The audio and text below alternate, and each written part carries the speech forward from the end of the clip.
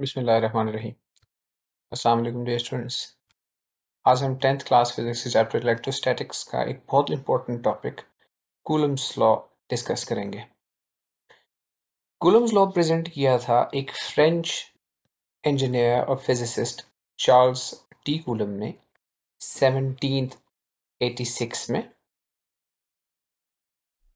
अब Coulomb's law को समझने के लिए let's look at this situation where we have two charges Q1 and Q2 और दोनों सेपरेटेड हैं by a distance of 2 centimetres between their centres. Q1 पर पॉजिटिव 2 माइक्रोकूलम चार्ज है और Q2 पर भी पॉजिटिव 2 माइक्रोकूलम चार्ज है। अब अगर चार्ज की वैल्यू को हम इंक्रीज करें by keeping the distance constant तो फोर्स पर क्या इफेक्ट पड़ेगा, या डिक्रीज करें या चार्ज को कांस्टेंट रखते हुए डिस्टेंस को चेंज करें और फोर्स पर क्या इफेक्ट पड़ेगा। Will look at that. तो अभी ये दोनों चूंकि पॉजिटिव चार्जेस हैं तो दोनों एक दूसरे को रिपेल करेंगे, ये रिपेलिंग के वेक्टर्स हैं आउटवर्ड्स। फोर्स जो Q1 Q2 पर लगा रहा है वो इक्वल है उसी फोर्स के जो Q2 Q1 पे लगा रहा है, क्योंकि दोनों एक दूसरे पे फोर्स लगाते हैं। फोर्स की वैल्यू इस वक्त है 89.87, यानी इसको राउंड ऑफ करें तो 90 न्यूटन्स फोर्स है जो Q1 Q2 पर लगा रहा है या Q2 Q1 पर लगा रहा है। अब मैं दोनों में से किसी एक चार्ज का मैग्नीट्यूड इंक्रीज करूंगा एंड फोर्स को देखेंगे, फोर्स को क्या होता है। देखिए Q1 का चार्ज 2 से इंक्रीज करके 4 माइक्रोकूलम कर देते हैं। जैसे ही इसको 4 माइक्रोकूलम करते हैं फोर्स डबल होकर 180 हो जाती है। अब अगर Q1 को दोबारा से 2 माइक्रोकूलम ही रखें और Q2 को डबल कर दें तब भी फोर्स डबल हो जाती है। इसका मतलब है जो क्वांटिटी ऑफ फोर्स है वो किसी एक चार्ज पर डिपेंड नहीं कर रही, बल्कि फोर्स की वैल्यू डिपेंड कर रही है प्रोडक्ट ऑफ द चार्जेस। अगर एक चार्ज है Q1 और दूसरा चार्ज है Q2 तो प्रोडक्ट उनका होगा Q1 टाइम्स Q2। तो अगर प्रोडक्ट इंक्रीज हो जाए तो फोर्स इंक्रीज हो जाती है, या मोर स्पेसिफिकली अगर प्रोडक्ट को मैं डबल कर दूं तो फोर्स भी डबल हो जाती है। Let's look at that. अभी प्रोडक्ट है दोनों चार्जेस का 2 टाइम्स 2 4 माइक्रोकूलम्स और फोर्स की वैल्यू है 90, इसको राउंड ऑफ कर दें 90 न्यूटन्स। सेपरेशन डिस्टेंस को कांस्टेंट रखते हैं, प्रोडक्ट को 4 से 8 पर लेकर जाते हैं and let's see what happens to the force. तो प्रोडक्ट को 4 से 8 पर ले जाने के लिए किसी एक चार्ज को हम 4 कर देते हैं। Q1 को 4 कर दिया, अब प्रोडक्ट कितना है 4 टाइम्स 2, यानी प्रोडक्ट की वैल्यू है 8। सो Q1 times Q2 becomes now 8 माइक्रोकूलम्स।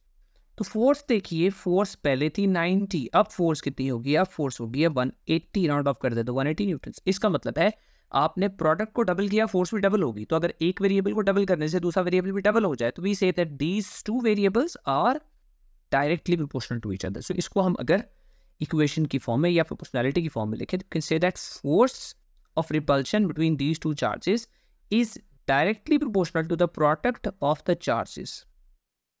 अच्छा ये याद रखिए, ये भी रिपल्शन की फोर्स है। अगर मैं किसी एक चार्ज को नेगेटिव कर देता हूँ, लेट्स से मैं Q1 को -4 कर देता हूँ, तो नेगेटिव कर देने से डायरेक्शन रिवर्स हो जाएगी फोर्स की, यानी अब वो अट्रैक्टिव फोर्सेस बन जाएगी, लेकिन मैग्नीट्यूड वही 180 न्यूटन ही रहेगा।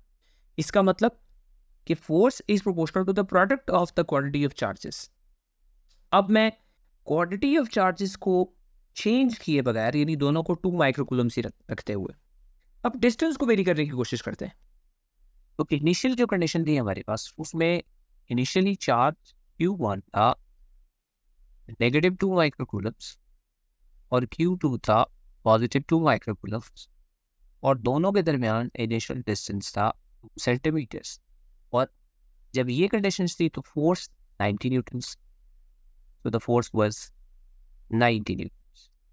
लेकिन अगर हम कीपिंग द चार्ज कांस्टेंट इस डिस्टेंस को डबल करते हैं, यानी अब डिस्टेंस सेंटीमीटर्स के बजाय 4 सेंटीमीटर्स कर देते हैं, अब क्या होगा, अब 4 सेंटीमीटर कर देने से आपके पास फोर्स डिक्रीज हो रही है। Q1 stays at -2 microcoulombs. Q2 stays at 2 microcoulombs. No change on the charges. Distance नया जो है वो 4 सेंटीमीटर हो गया। डिस्टेंस पहले के मुकाबले में हाफ हो गया। तो फोर्स को देखिए, फोर्स 22.5 हो गई है। Force now becomes 22.5 Newton's. इसका मतलब है अगर आपने डिस्टेंस को डबल किया है, d2 इज 2 टाइम्स d1, तो फोर्स जो अब आई है, लेट्स कॉल इट F, वो 1/4 हो गई है F1 का। F1 इनिशियली 90 थी और ये 22.5 है, उसका 1/4 हो गई, यानी हाफ का भी हाफ हो गई। यानी अगर हम ये कहें कि फोर्स डायरेक्टली प्रोपोर्शनल है प्रोडक्ट ऑफ द चार्जेस के, quantity of the product of the quantity of the charges के, तो फोर्स इनवर्सली प्रोपोर्शनल इधर बनता है not distance but the square of the distance. तो फोर्स डिस्टेंस की स्क्वायर के साथ इनवर्सली रिलेटेड है। इनफैक्ट इस तरह के तमाम लॉज जिनमें स्क्वायर के साथ इनवर्सली रिलेटेड हो एक वेरिएबल, इनको इनवर्स स्क्वायर लॉज कहते हैं। फॉर एग्जांपल आपने 9th क्लास में न्यूटन्स लॉ ऑफ ग्रेविटेशन पढ़ा था, वो भी इनवर्स स्क्वायर लॉ था। उसमें आपकी इक्वेशन ये थी, F is equal to G m1 m2 over distance squared between the set of the masses. यहाँ हमारे पास इक्वेशन क्या बनेगी? यहाँ इक्वेशन बनेगी F प्रोपोर्शनल टू, यानी जो फोर्स ऑफ अट्रैक्शन और रिपल्शन है वो प्रोपोर्शनल है Q1 Q2 के, यानी प्रोडक्ट ऑफ द चार्जेस के डायरेक्टली, और डिस्टेंस के स्क्वायर के साथ इनवर्सली रिलेटेड है। और फिर इस प्रोपोर्शनैलिटी को हम चेंज कर सकते हैं इक्वालिटी के साथ, लेकिन एक कांस्टेंट इंट्रोड्यूस करेंगे, वो कांस्टेंट होगा K। तो F equals to K Q1 Q2 over d square. अब ये जो K है, इसकी वैल्यू अगर इन दोनों चार्जेस के दरमियान मीडियम, वैक्यूम या एयर है, यानी कोई मीडियम नहीं है या एयर है, तो इस K की वैल्यू होती है 9 × 10⁹ न्यूटन मीटर स्क्वायर पर कूलम स्क्वायर।